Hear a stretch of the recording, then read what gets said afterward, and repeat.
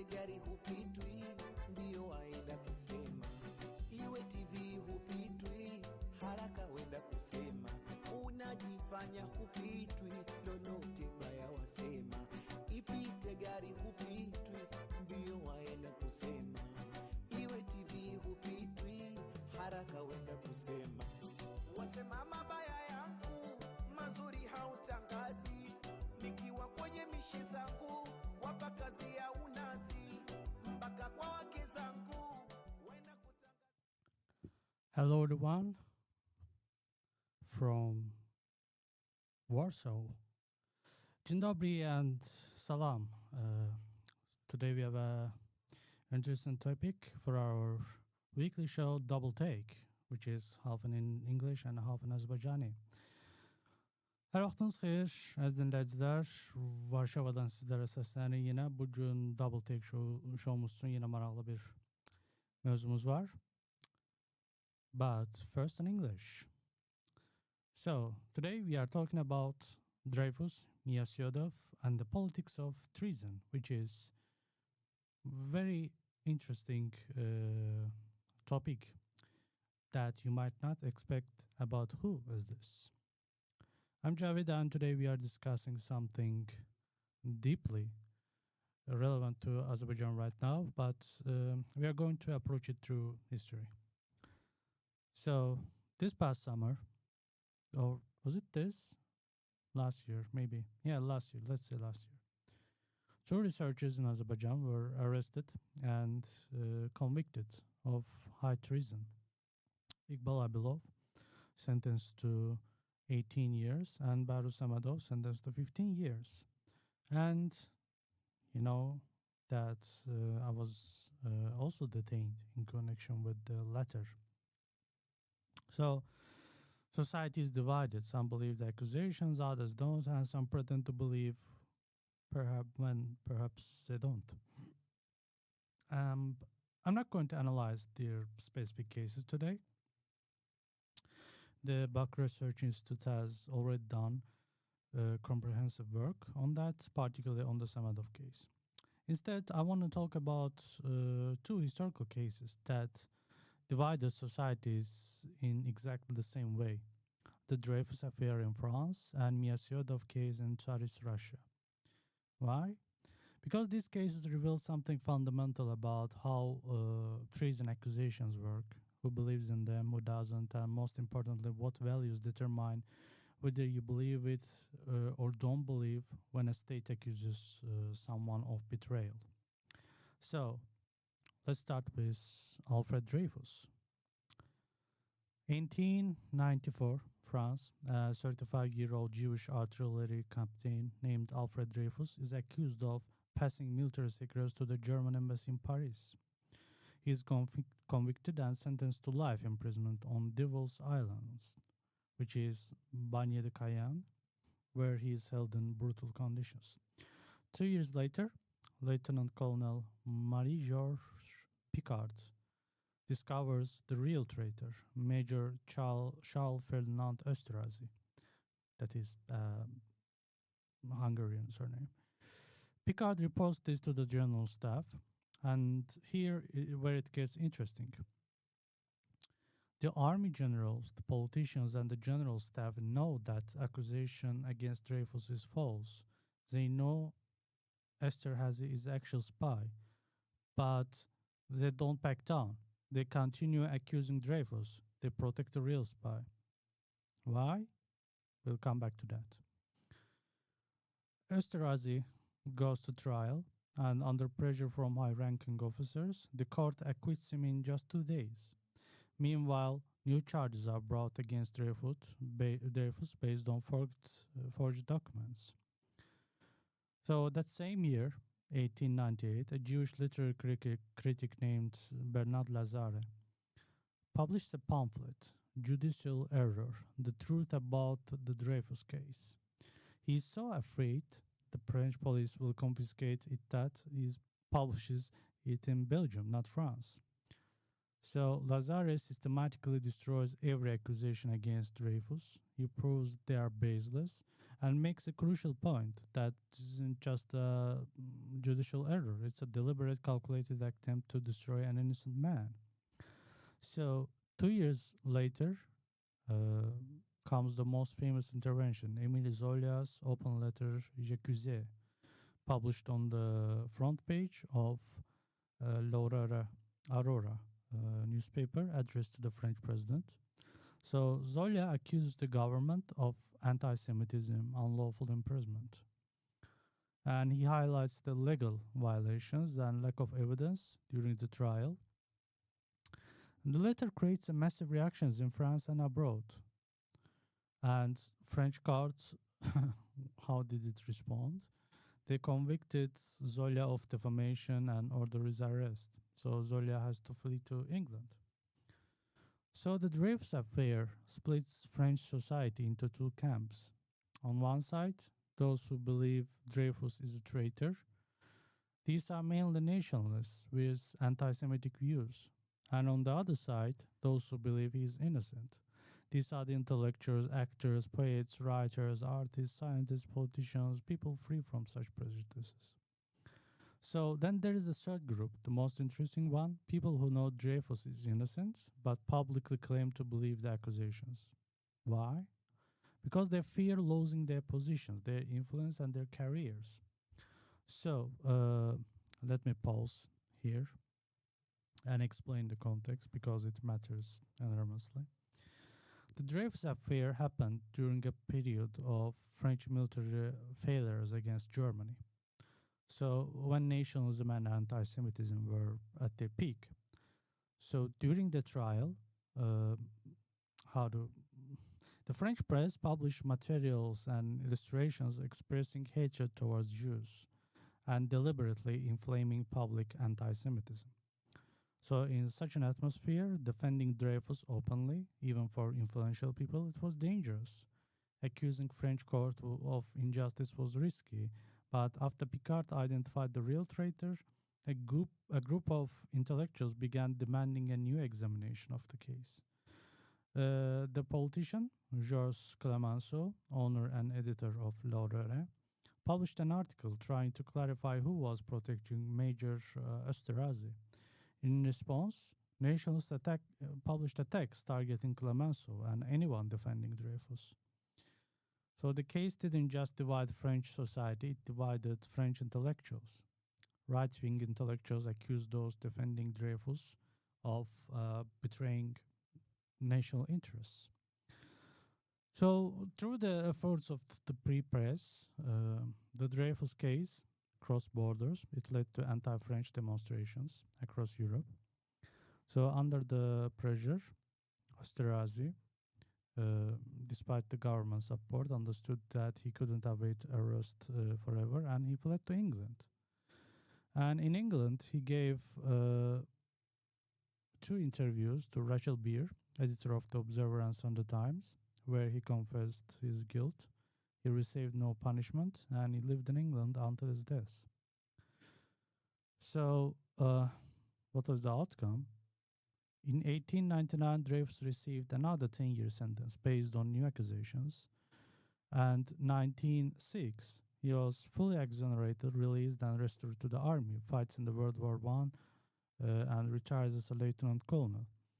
So, Clemenceau, one of the Dreyfus' leading defenders, became Prime Minister of France in 1906, same year. Several politicians who opposed Dreyfus have to leave the political life. Now, this Dreyfus affair stands as an example of intellectuals and free press fighting for justice, transparency, and rule of law when nationalism peaked and anti-Semitism raged, and courts operated under political pressure. So, but it's also like something else. It's an example of how like politicians and propagandists will use any falsification to appear righteous when they know they're wrong. Now, let's move to Russia during the World War I. And actually this happens in Warsaw. March 18, 1950. In Warsaw, Warszawa. A military field court finds Lieutenant Colonel Sergei Miasyodov of Russian army guilty of treason and espionage for Germany. So it's a death sentence, and he was executed 2 hours later. And court decision announced after the execution. So who was this? Miasyodov was born into an ancient noble family in Vilna, which is modern Vilnius in Lithuania. And by the late 19th century, his family had become poor, though they maintained connection with the Russian elite.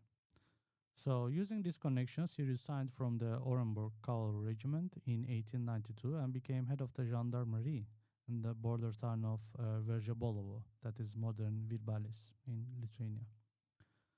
So Miasyodov loved wealth and luxury, and he used position to get rich. As head of the border crossing, he personally knew the Emperor Nicholas II and German Emperor Wilhelm II and other high officials. He also actively fought against the revolutionary materials entering the empire and against unofficial immigration. So his pursuit of wealth attracted attention from the police department of Ministry of Internal Affairs, that's the Akhranka. So they investigated him, and when investigation produced nothing, they organized provocations against him.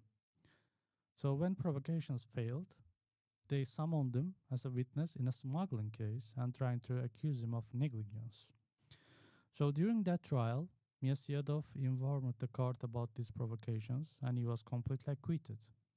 And the court informed Minister of Internal Affairs about his subordinate actions, and this made Miasyodov an enemy of the minister, Pyotr Stolypin. So he had to resign under pressure. So in 1910, Miasyodov returned to military service after meeting the Minister of War, Vladimir Skomlinov. But he continued his private business alongside his public office. The Akhranka, still holding a grudge, soon links his name to German counterintelligence through an acquaintance of one of his business partners. So he's accused of espionage. And Alexander Guchkov, leader of the Octoberist Party, critic of both government and minister of Skomlinov, used this accusation skillfully. He accuses Skomlinov of supporting someone charged with espionage. So in response, Miasyodov writes 2 letters to the Minister of War. First letter is a resignation request, and second letter demands his own arrest and immediate investigation to end the groundless accusations. So both ministries, like Minister of War and Internal Affairs, investigate, and neither finds any evidence supporting the accusations. So in May 16, 1912, the newspaper Nowe Vremya published the Minister of War's statement. The accusations are now confirmed, and Miasyodov isn't satisfied. He uses Guchkov for defamation, and Guchkov admits guilt, and he agrees to publish a retraction. So this is remarkable because Guchkov's willingness to immediately back down and admit he was wrong indicates he knew the accusations were false. But he had used them repeatedly in the press to discredit authorities for his own political interests. So now comes World War I with its context that makes everything possible. So on the eve of war, Russia experiences not just anti-Semitism but also Germanophobia, that hatred and suspicion of Germans. So after the war begins, Germans are blamed for every problem at the front and inside the country. So rumors spread about the Empress herself, Alexandra Fyodorovna. She was born as Alisa of Hesse-Darmstadt, that's half German. So being a German sympathizer. Rumors about Grand Duke Nikolai Nikolaevich, appointed commander-in-chief of the Russian army and the Tsar's cousin, being a traitor, emerged within a month of war starting. So these rumors aren't baseless, actually. Germans held prominent positions in the Russian Empire, and economics, administration, army, even in Azerbaijan itself. as the historian Gennady Sobolev wrote, German superiority became such an attractive topic that everyone used it to blame yesterday's allies for all the country's troubles and solve their own daily problems. So, who wanted to solve these daily problems through Germanophobia? Politicians seeking power, officials wanting promotions, elite members wanting new privileges, and military leaders wanting to hide their incompetence. So, for them, supporting treason, accusations against Miasyadov became a convenient tool. So, for Guchkov, it was a weapon against the Tsarist government. For Deputy Minister Alexei Polivanov, a path to become a new Minister of War, and the Grand Duke Nikolai Nikolaevich, a way to hide military failures. So, Miasyadov, having been acquitted of treason charges in 1912, writes to the Minister of War again after the war begins. He wants to serve his homeland. He speaks perfect German. And in October 1914, he begins working as a translator in Verzbolovo. And he actually performs his duties very well. He even infiltrates German rear positions as a scout, collecting valuable intelligence. He also plundered abandoned houses, areas German troops evacuated. So, 3 months into his service, Russian army officer Yakov Kolakovsky informs the Petrograd Police Department that Miasyadov is a German spy. He adds that Germans plan to assassinate Grand Duke Nikolai Nikolaevich, offering a 1 million ruble award. So investigation goes to General Mikhail Bonch-Brievich under the supervision of the General Arseny Gulevich, who is protected by the Grand Duke, by the way. So Grand Duke fears that regular Warsaw courts won't give him the verdict he wants, so he insists on a specially created military field court. So court finds no evidence except Kolakovsky's testimony. So based on one person's words, they arrest 30 people close to or related to Miasyadov. Most are exiled, 4 are executed, including Miasyadov. And next year, this same case is used against former Minister of War, Skomlinov, that we talked about. He's arrested too. So, here's where the Miasyadov case differs dramatically from Dreyfus. In France, society split. There was a fierce debate. Intellectual defended Dreyfus, free press fought for transparency, public demonstration erupted across Europe. But in Russia, there are different layers of society, press, politicians, and intellectuals. They welcomed the arrest of Miasyadov and execution with applause. Russian press didn't really question the accusations. Not one Russian intellectual demanded a fair and transparent trial. So historian Georgy Kotkov writes that for the first time, Russian public opinion formed an unanimous view. The presence of the German influence in high places received official confirmation. And historian William Fowler, analyzing social attitudes towards Miasyadov execution, wrote that the behavior of some politicians, both liberal and conservative, and some generals in Miasyadov's Hoblinov case was so appalling that one cannot help but feel horror. Sacrificing an innocent person's life for political aims is baseless. Not baseless, but baseness. So, even Walter Nikolai, who headed German military intelligence, confirmed that Miasyadov had no connection to the German intelligence, like, this is an innocent man.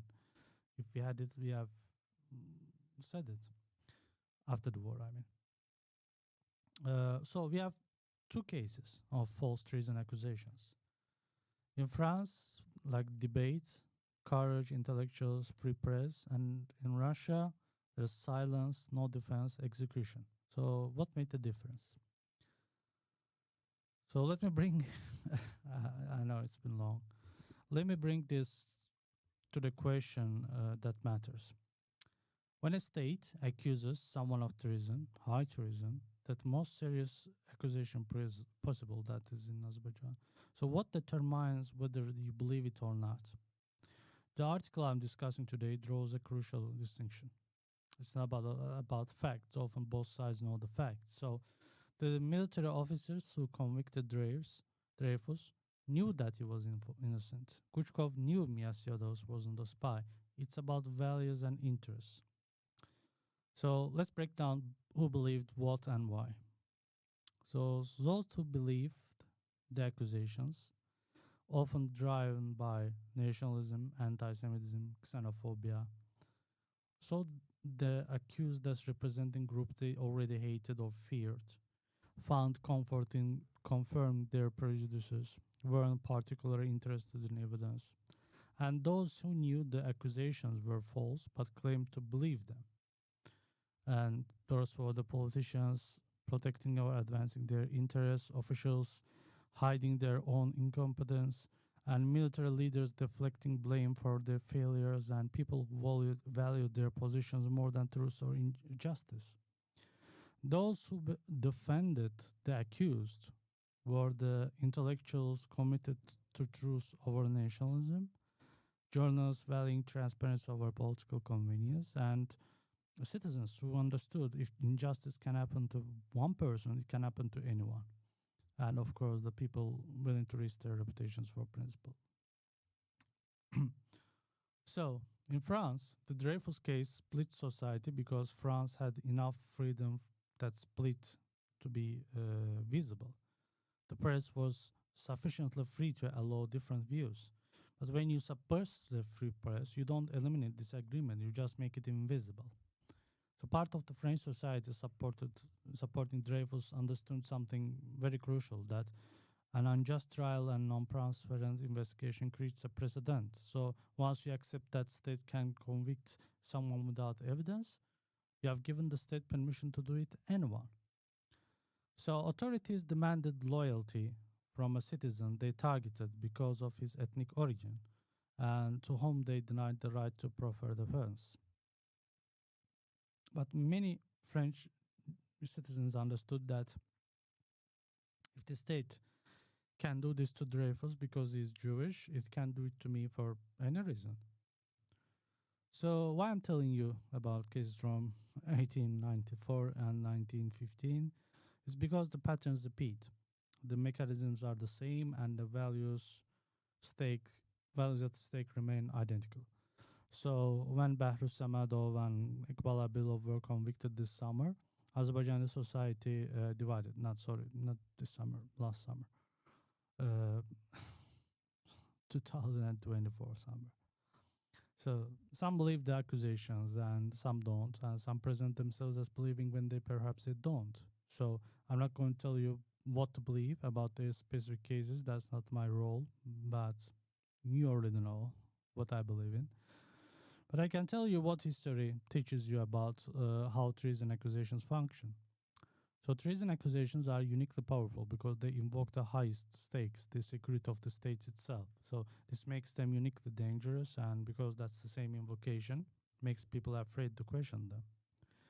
So in the early Middle Ages, treason meant opposing authority, showing disloyalty, rising in rebellion, fighting against power. It was interpreted as opposing the sovereign personality. This changed with the English and French revolutions. These revolutions established that not only representatives of the people, but also the rulers could be traitors. A ruler who ignored his people's interest was himself a traitor. So the question came, who can betray whom? Can only citizens betray states, or can states betray citizens? So Dreyfus and Miasiodos cases teach us several things. First one is when nationalism and xenophobia peak, treason accusations become tools for advancing careers, settling scores, and hiding incompetence, mostly consolidating power, basically. And second thing is that the willingness to demand transparency and fair trials isn't really about defending the accused person necessarily. It's about defending the principle that no one should be convicted without evidence and fair process. Third is the silence enables injustice. In Russia, intellectuals stayed silent about Myasiyadov, and that silence made his execution possible and inevitable. Fourth is those who know accusations are false but claim to believe them are often more dangerous than the true believers. True believers are at least consistent. Cynical believers use justice as a bargaining chip for their own interests. Fifth is the free press and intellectual courage matter desperately. So without Lazare, Zola, Clemenceau, and others willing to risk everything, Dreyfus would have died on Devil's Island. So, let me be direct about something.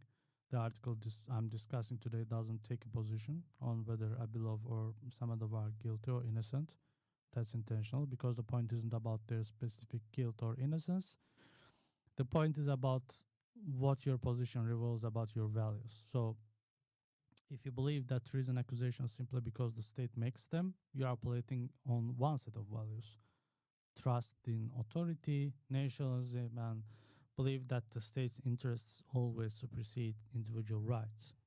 And if you demand evidence, transparency, and fair trials before believing treason accusations, you are operating on different values. Rule of law, judicial independence, believe that state power must be constrained by procedure and evidence. And neither position is value-free. Both reflect value choices about what matters most. So in France, those who defended Dreyfus weren't primarily concerned with whether he personally was guilty. They were concerned with whether the process was just. So they understood an unjust process applied to anyone sets a precedent that endangers everyone. So nationalist intellectuals who opposed Dreyfus weren't primarily concerned with evidence. They were concerned with national interests, or what they defined as national interests, basically. For them, whether Dreyfus was actually guilty mattered less than whether Polanski served national goals. So similar in Russia, those few voices that questioned Myasiyadov's conviction weren't necessarily saying he was innocent. They were saying, where is the evidence? Where is the fair trial? Why this was rushed through a special military court? So the vast majority who applied this execution weren't saying they'd examined the evidence and found it convincing. They were saying that we trust our military leaders and we believe Germans are enemies. We accept that Germans agents exist among us. Therefore, we accept this conviction. So, in conclusion, let me end with question history poses. So, when a state accuses someone of betrayal, what do you owe? And do you owe the state your unquestioning belief or your automatic trust in accusations and processes? Or do you owe the accused and yourself and your society the demand for evidence, transparency, and fair trial? And the Dreyfus affair shows that even in perfect democracies, even when nationalism is strong and prejudice is powerful, intellectual courage and free press can overturn injustice. And it took 12 years, but truth eventually prevailed. And Myasiyadov case shows the opposite. When the society unifies behind false accusations, when the intellectuals stay silent, when press doesn't question power, innocent people die and justice dies with them. So both cases actually also show something darker. Like many people who know accusations are false will support them anyway if it serves their interests and career advancements and political points and hiding incompetence, deflecting blame or confirming prejudices. So this is perhaps the most disturbing lesson. It's not just about like believers or non-believers. It's about the large middle ground of people who know better but choose personal interest over principle. So I started this episode by mentioning Abilov and Samadov, but I haven't returned to analyze their cases because that's not the point. The point is that the pattern, the mechanism, the values involved. So every society faces moments when the state makes serious accusations against individuals. So how that society responds, whether it demands evidence or fair process, whether it simply accepts official narratives, reveals who that society is and what it values. The question isn't just about the accused, though. Like, it's about what kind of society you want to be. Do you want to be a society where intellectuals have the courage to question power, where press can investigate freely, where demanding fair trials is seen as patriotic, not treasonous? Or do we want to be a society where silence is safety and the questioning is suspicion and state's word is the final? And yeah, I mean, history doesn't tell us what to believe about any specific case, but it does tell us what the stakes are, and it tells us that how we respond to treason accusations isn't just about those accused. Well, what kind of future we want to be living? That's double take for today. The article I discussed is Dreyfus Miyasyodov Abilov Samadov, or the act of betraying the state, by BRI Political Studies Group, available on the Baku Research Institute website. So I'm Javid. Thanks for listening. Now we switch to the Azerbaycani version. Hər vaxtınız xeyir. Yenidən Double Take proqramına xoş gəlmisiniz. Mən Cavid. Mən bugün Azərbaycanda hal-hazırda çox aid olan bir mövzu müzakirə edəcəyik, amma bu tarixlə vasitəsilə yanaşacağıq. 2024-cü ilin yayında bir-birinin ardınca iki təhqiqatçı həbs olunub və məhkum edilib. Biri İqbal Abilov 18 il və Bəhruz Səmədov 15 il azadlıqdan məhrum edilib. Məni çoxunuz Bəhruz Səmədovun кейsi ilə, bu keyslə, necə deyim, saxlanmış bir şahid olaraq tanınırsınız. Belə, yəni cəmiyyət bölünüb o vaxtdan bəziləri ittihamlara inanır, bəziləri inanmır. Amma bəziləri ehtimal ki, inanmadıqları halda özləri inanmış kimi göstərirlər. Bugün mən həmin o işləri təhlil eləməyəcəm. Bakı Araşdırmalar İnstitutu artıq bu barədə, Səmədov işi barədə əhədəli iş görüb. Amma əvəzində cəmiyyəti tam eyni şəkildə bölən iki tarixi haqqında danışmaq istəyirəm. Fransada Dreyfus işi və Çar Rusiyasında Miyasyodov işi. Niyə? Çünki bu işlər dövlətə xəyanət ittihamlarının necə işlədiyini, kimin nəyə inandığını və inanmadığını, əhəmiyyətlisi dövlət birini xəyanətdə ittiham eləyəndə sizin inanıb inanmağınızı hansı dəyərlərin müəyyənləşdirdiyini açıqlayır. Yəni daha asan şey eləmək üçün Alfred Dreyfusdan danışaq, məşhur keysdir bu əslində. Bu Alfred Dreyfus 35 yaşı olub 1894-cü ildə və artilleriya kapitanı idi, özü də Yahudi idi. Onu ömürlük həbs cəzasına məhkum edirlər, Parisdəki Alman səfirliyində məlumat ötürməkdə ittiham edirlər. Və o şeytan adası kimi tanınan bir həbsxanaya göndərilir. 2 il sonra Fransa ordusunun zabiti podpolkovnik Marie-Georges Picard əsl xəyanətkarın Fransa ordusunun mayoru Charles Ferdinand Österhazy olduğunu müəyyənləşdirir və bu haqda baş ştabı məlumat verir. Amma ordu generalı, siyasətçilər və baş ştab bu Dreyfusa qarşı irəli sürülən ittihamın saxta olduğunu bilə-bilə geriyə çəkilmirlər, ittiham edirlər və əsl casusu müdafiə edirlər. İndi bu 2 gün davam edən məhkəmə prosesi yüksək rütbəli hərbi zabitlərin təzyiqi nəticəsində Österhazy'yə bəraət verir və saxta sənədlər əsasında Dreyfusa da ittihamlar irəli sürür. Elə həmin ildə Bernard Lazal, məşhur ədəbiyyat tənqidçisi, Dreyfus haqqında Həqiqət adında pamflet dərc edir, amma qorxur ki, müsadirə eləyəcək Fransa polisi, bunu Belçikada dərc etdirir. İndi Lazar Dreyfusa qarşı irəli sürülən bütün bu ittihamların bir-birinin ardınca darmadağın edir və onların əsassız olduğunu sübut edir. Lazar xüsusi olaraq qeyd edir ki, Dreyfusun işi sadə məhkəmə səhvi deyil, günahsız insanı zərbə altında qoymaq üçün atılmış, düşünülmüş addımdır. 2 il sonra isə ən məşhur müdaxilə baş verir. Fransanın Yahudi mənşəli məşhur yazıçısı Emil Zola, Fransa prezidenti Felix Faura günahlandırıram, Jacuzzi adlı bir məktub yazır. Ya da ittiham edirəm deyək. Zola məktubunda hökuməti antisemitizmdə və Dreyfusu qanunsuz həbsə atmaqda ittiham edir və məktubunda diqqəti məhkəmə prosesi zamanı yol verilən hüquq bonusu unutullarına və dəlil yetərsizliyinə yönəldir. Məktub Avrora qəzetinin ön səhifəsində dərc olunur və həm Fransada, həm də xaricdə böyük əks-səda doğurur. Fransa məhkəməsi bu dəfə Zolyanı böhtan atmaqda günahda bilərək həbsinə qərar verir və həbsdən canını qurtarmaq üçün də Zolya İngiltərəyə qaçmağa məcbur olur. Yəni beləliklə Dreyfus işi Fransız cəmiyyətini iki yerə parçalayır. Bir tərəfdə Dreyfusu xəyanətkar hesab edənlər, əsasən antisemit mövqedə duran millətçilər, digər tərəfdə isə onun günahsız olduğunu düşünənlər. Yəni bu cür işçilərdən uzaq olan ziyalılar, aktyorlar, şair və yazıçılar, nə bilim, rəssamlar, alimlər və başqa siyasətçilər. Və bir də üçüncü qrup var, ən maraqlısı.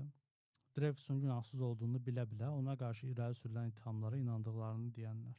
Yəni şəxsi mövqələrinə görə. Yəni deyilən, bilirik qardaş, amma niyə? Çörək pul da. Yəni ki, bu hansı kontekstdə, bu Dreyfusu niyə ittiham edirlər? Çünki Fransa Almaniyaya qarşı uduzmuşdu. Millətçilik, antisemitizm ən yüksək çatdığı bir dövr idi və asan hücum obyekti idi. Yəni Yahudini söymək asan idi o vaxt. İndi elə deyil.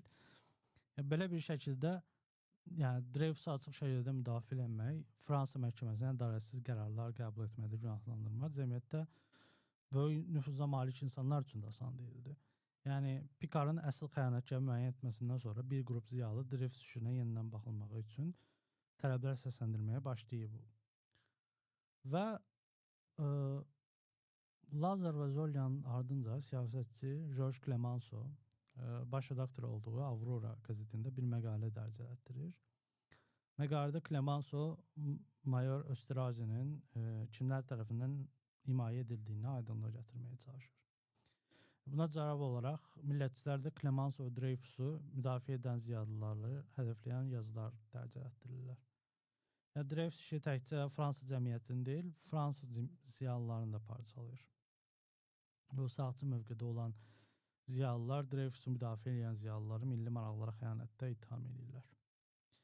Və bu Dreyfus işi azad mətbuatın səyləri nəticəsində Fransa sərhədlərini aşaraq bir çox Avropa dövlətlərində anti-Fransa nümayişlərinin keçirilməyinə səbəb olur. Və Fransız ziyalıların təzyiqlərini düzənməyən Österazi Fransa hökumətindən dəstəklənməyinə baxmayaraq həbsdən yaxa qutara bilməyəcəyini anlayır və İngiltərəyə qaçır. Orada Rachel 1-ə 2 müsahibəsində günahkar olduğunu etiraf edir. Amma buna görə heç bir cəza almır və ömrünün sonuna qədər İngiltərədə yaşayır. Nəticə bu oldu ki, 1899-cu ildə Dreyfus yeni ittihamlarla daha 10 il həbs cəzasına məhkum olunur. Lakin 1906-cı ildə bəraət qazanır və ortaya bərpa olunur. Və Birinci Dünya müharibəsində döyüşür və podpolkovnik rütbəsi ilə tərxis olunur elə. Dreyfusu müdafiə edən qrupların biri Clemenceau həmin il Fransanın baş naziri oldu və bir sıra bu siyasətçilər də səhnəni tərk eləməli oldular. O Dreyfusa qarşı olanlar. İndi isə baxaq tam başqa bir ölkəyə, Rusiya. 1915-ci ildə martın 18-də Varşavada burada təşkil olunmuş bir hərbi səhra məhkəməsi Rusiya ordusunun polkovniki Sergey Miyasedovu dövlətə xəyanətdə düşmən dövlətin xeyrinə casusluqda təqsirli bilərək edam edilmək haqqında hökm çıxarır. Hökm 2 saatdan sonra yerinə yetirilir və hökmün icrasından sonra isə məhkəmə qərarı elan olunur. Təsəvvür edirsiniz? Yəni absurd bir şeydir. İndi Miyasedov özü kim idi? Müasir Vilniusda bir ailədə doğulmuşdu. Miyasedovların nəşli kasıblaşsa da ailənin Rusiya elitası ilə güclü bağlantıları var idi. Buna görə də Vejbalovu, yəni müasir Virbalis şəhərində, sərhəd şəhərində jandarmeriya vəzifəsinə təyin olunur. Vəzifəsindən varlanmaq üçün istifadə edir. Eyni zamanda şəxsi əlaqələrini də inkişaf elətdirir. Sərhəd keçid məntəqəsinin rəisi olduğu üçün belə 2-ci Nikolay, 2-ci Wilhelm kimi sərhəd məntəqəsindən istifadə edən digər yüksək rütbəli məmurlarla da şəxsən tanış olur. Miyasedov eyni zamanda tutduğu vəzifəsinə uyğulanaraq imperiya arasında inqilabi xarakterli məlumatların daxil olmağına, qeyri-rəsmi migrasiyaya və hakimiyyətə qarşı təşkil edilə biləcək hər hansı aksiyaya qarşı da aktiv mübarizə aparır. Amma var-dövlət hərisliyi onun fəaliyyətinin Axranka tərəfindən yoxlanmağına səbəb olur. Axranka da Daxili İşlər Nazirliyinin polis departamentidir. Və bu təxribatlar da bir nəticə verməyəndə departament Miyasedovu qaçaqmalçılıqda ittiham olunan bir qrup şəxsin məhkəməsinə şahid qismində çağırır. Məqsəd də Miyasedovu vəzifə səhlənkarlığında günahlandırmaq idi. Məhkəmə zamanı Miyasedov polis departamenti ona qarşı təşkil etdiyi təxribatlar haqqında məlumat verir və tam bəraət qazanır. Məhkəmə də öz növbəsində Daxili İşlər Nazirliyinin əməkdaşlarının təxribatları haqqında məlumat verir və bununla da Miyasedov nazir Pyotr Stolypinin qəzəbinə düçar olur. Yəni, rəhbərliyin tərkibi ilə də istifa verməli olur. Miyasedov yenidən hərbi xidmətə 1910-cu ildə hərbi nazir Vladimir Sxomlinovla təsadüfi danışıqdan sonra qayıda bilir, amma var-dövlət tərəziyindən, şəxsi biznesindən də imtina eləmir. Və onu yenə həbs eləməyə çalışırlar, casusluqda ittiham edirlər və bu dəfə ona başqa bir jurnalist hücum edir, Aleksandr Guchkov, Aktivistlər Partiyasının lideri. Amma yenə alınmır. Onu bu dəfə hərbi nazir müdafiə edir. Və heç bir istintaq Miyasedova qarşı səsləndirilən ittihamları təsdiq edəcək bir sübut tapa bilmir. Və 1912-ci ilin mayın 16-sında Novoye Vremya qəzetində hərbi nazirliyin istintaqla bağlı məlumatı dərc olunur. Məlumatda bildirilir ki, Miyasedov hərbi nazirlikdə əsl kəşfiyyata rəhbərlik etməyib. Aparılan təhqiqat nəticəsində Miyasedova qarşı irəli sürülən ittihamlar təsdiqini tapmayıb. Və bu dəfə Miyasedov ona böhtan atmaq, Guchkova böhtan atmaq ittihamı ilə məhkəməyə müraciət edir. Guchkov da günahkar olduğunu boynuna alır və təkzib yazısı dərc edir. Yəni, Guchkov asanlıqla mövqeyindən imtina eləməyə, haqsız olduğunu etiraf eləməyə, hazır olduğunu bildirməyə o göstərir ki, bilirdi ki, bu ittiham saxtadır. Amma yenə də bu şəxsi mənafe üçün istifadə edirdi. Yəni, dəfələrlə casusluqda ittiham edib. İndi Birinci Dünya müharibəsi gəlir və onunla birlikdə hər şey dəyişir.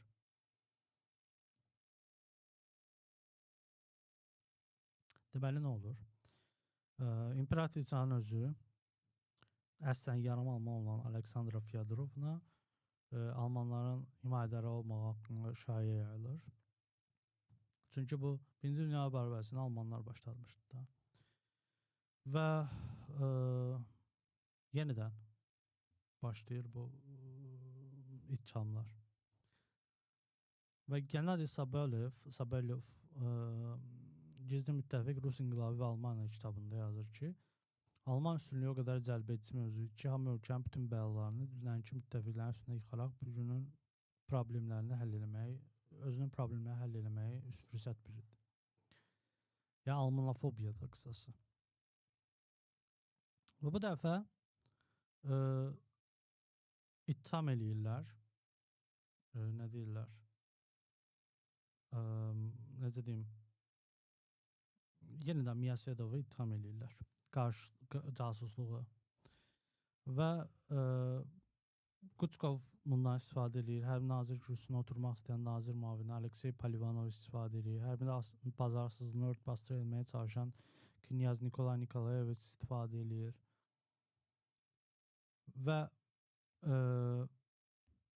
1914-cü ildə Miyasedov gəlir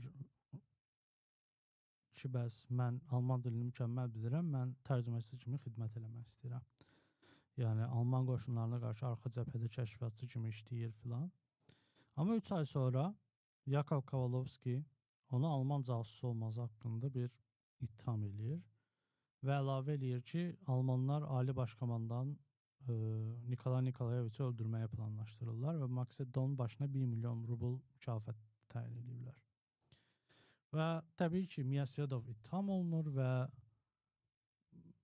məhkəmələr görür ki, yenə də məhkəmələr, Varşavadakı məhkəmələr görür ki, biraz ədalətli gedir deyə xüsusi məhkəmə yaradılır hərbi səhra məhkəməsində. Heç bir sübut olmadan ancaq bir nəfərin sözlərini istinad edir. Miyasiyadova yaxın və ona qohum olan 30 nəfər həbs olunur və həbs olunanların əksəriyyəti sürgünə göndərilir. Və Miyasiyadova da daxil olmalı 4 nəfər ittiham olunur. Və həmin il, yəni növbəti ildə hərbi naziri həbs edirlər. İndi bu Miyasiyadov işinin Dreyfusdan dramatik şəkildə fərqli olduğu yer odur ki, Fransada cəmiyyət bölünmüşdü. Bu ümumi bir mövzudur, danışırdı insanlar. Rusiyada amma belə bir bölünmə olmadı. Hamı elə Miyasiyadovu ittiham elədi. Alqışladılar bunu edamını hətta, çünki xain idi. Çünki, necə deyim, indi tarixçi Georgi Katkov bununla əlaqədar yazır ki, Rusiyada ictimai rəyi ilk dəfə olaraq bir məsələdə geçli fikir formalaşdıra bilmiş, hakimiyyətin yuxarı dairələrində Alman təsirinin olması ilə rəsmi təsdiqini tapmışdı. Yəni, asan bir şey, daxildəki düşmən. İndi Birinci Dünya müharibəsi dövründə hamı bir-birini ittiham edirdi qısası və Miyasiyadov da belə adamlardan biridir. İndi beləliklə bizim saxta xəyanət ittihamı ilə bağlı iki işimiz var, iki əvamımız var. Bir Fransada qızğın debat, intellektuallıq, cəsarət, ədalət uğrunda mübarizə aparan azad mətbuat, Rusiyada isə sükut. Müdafiə də yoxdur, edam və ardınca da alqışlar. Fərq nə idi? Fərq o idi ki, yəni çevirim bunu. Yəni gəlin bunu əhəmiyyətli bir sualı gətirək də. Yəni dövlət birini dövlətdə xəyanətdə mümkün olan ən ciddi ittihamda, yəni itham eləyəndə inanıb inanmamağınızı müəyyənləşdirir. Yəni Bəhruz Səmədovun adını çəkdik. Sırf dövlət deyir deyə çox insan bunu qəbul edir. Dəyərlər bu dəqiqə bir müzakirə edirik. Biz nəyə müzakirə edirik? Dəyərləri müzakirə edirik. Yəni Dreyfusu məhkum edən hərbi zabitlər onun günahsız olduğunu bilirdilər. Kuçkov Miyasiyadovun cəsus olmadığını bilirdi, amma yenə də istifadə elədi bundan. Yəni kimin nəyə inandığını təhlil eləmək asandır. Bu ittihamlara həqiqətən inanırlar. Millətçilik, antisemitizm və ksenofobiya ilə idarə olunurlar. İttiham olunanlara artıq nifrət etdikləri və qorxduqları qrupu təmsil edən kimi görürlər. Yəni öz qərəzlərini təsdiqləməkdə rahatlıq tapırlar və sübutla xüsusi maraqlanmırlar bu inananlar. Bir də ittihamların saxta olduğunu bilən, amma inandığını iddia edənlər var. Bir də ittiham olunanları müdafiə edənlər var. İndi mətbuat müxtəlif fikirlərə yer vermək üçün Fransada azad idi, amma Rusiyada belə bir şey yox idi. Dreyfusu dəstəkləyən Fransız cəmiyyəti hissəsi, yəni vacib bir şey başa düşürdü ki, ədalətsiz məhkəmə və qeyri-şərəf və şəffaf istintaq president yaradır. Yəni sabah sənəd edə bilərlər ona. Yəni bir çox fransız vətəndaşı başa düşür ki, əgər dövlət bunu Dreyfusun Yahudi olduğuna görə eləyə bilirsə, istənilən səbəbə görə mənə də eləyə bilər. Deyər ki, sən də Elzaslısan, sən də Marsellisən və s. İndi bəs niyə sizə 1894 və 1915-ci illərdə olan işlər haqqında danışıram? Yəni, çünki nümunələr təkrarlanır və mexanizmlər eynidir. Təhlükə altında olan dəyərlər eynidir. İqbal Əvrov və Bəhruz Səmədov 2024-cü ilin yayında məhkum ediləndə Azərbaycan cəmiyyəti bölündü. Bəziləri ittihamlara inandı, bəziləri inanmadı. Amma bəziləri də bilsələr belə ki, bəs səhvdilər, yenə də bu ittihamları davam elətdirirlər. Belə. Dövlətə xəyanət yəni unikal güclüdür. Çünki görürsünüz də 15 il, 18 il. Yəni erkən orta əsrlərdə dövlətə xəyanətin sinonimi hakimiyyətə qarşı çıxmaq, ona etibarsızlıq nümayiş etdirməkdir. Yəni dövlətə xəyanət o demək ki, mütləq hakimiyyətə, hökmdara qarşı çıxırsan. Amma İngiltərə və Fransa inqilabları göstərdi ki, təkcə xalqın nümayəndəsi deyil, hökmdarlar da xəyanətkar ola bilər. Bu inqilablar xalqın maraqlarını nəzərə almayan hökmdarlar xəyanətkar elan etmişdik, Charles kimi şəxsləri. Yəni, beləliklə sual yaranır ki, kim kimə xəyanət edə bilər? Yalnız vətəndaşlar dövlətə xəyanət edə bilər, yoxsa dövlətlər də vətəndaşlara xəyanət edə bilər? İndi, deməli, bir neçə dərs çıxardırıq bu şeydən. Millətçilik və ksenofobiya zirvəyə çatanda dövlətə xəyanət ittihamları vasitəyə çevrilir. Yəni, karyera qurmaq, hesablaşma aparmaq, bacarıqsızlığı gizlətmək, hakimiyyəti möhkəmləndirmək üçün vasitə olur bu. İkincisi odur ki, şəffaflıq və ədalətli məhkəmələri tələb eləmək həmişə ittiham olunan şəxsin müdafiə eləmək haqqında deyil. Yəni, bu heç kimin sübut və ədalətli proses olmadan məhkum edilməməli olmalı prinsipini müdafiə eləmək haqqındadır. Yəni, kimsə Bəhruz Səmədovu müdafiə edirsə, o demək deyil ki, Bəhruz Səmədovla bütün şeyləri bölüşür. Sadəcə ki, mən ədalətli proses istəyirəm. Açıq, ədalətli proses. Yəni, üçüncü də odur ki, sükut ədalətsizliyə imkan verir. Rusiya, Azərbaycan dolu. Bir də onun dərsi çıxardırıq ki, bu ittihamların saxta olduğunu bilən, amma inandıqlarını iddialayanlar həqiqi inananlardan daha təhlükəlidirlər. Yəni, həqiqi inananlar ən azı ardıcıldırlar. Yəni, siniklər isə öz maraqları üçün istifadə edirlər bu işdən. Yəni, belə. Heç bir Dreyfus'da işindən ona görə danışdım. Bu məqaləni siz oxuya bilərsiniz Bakı Araşdırma İnstitutunda.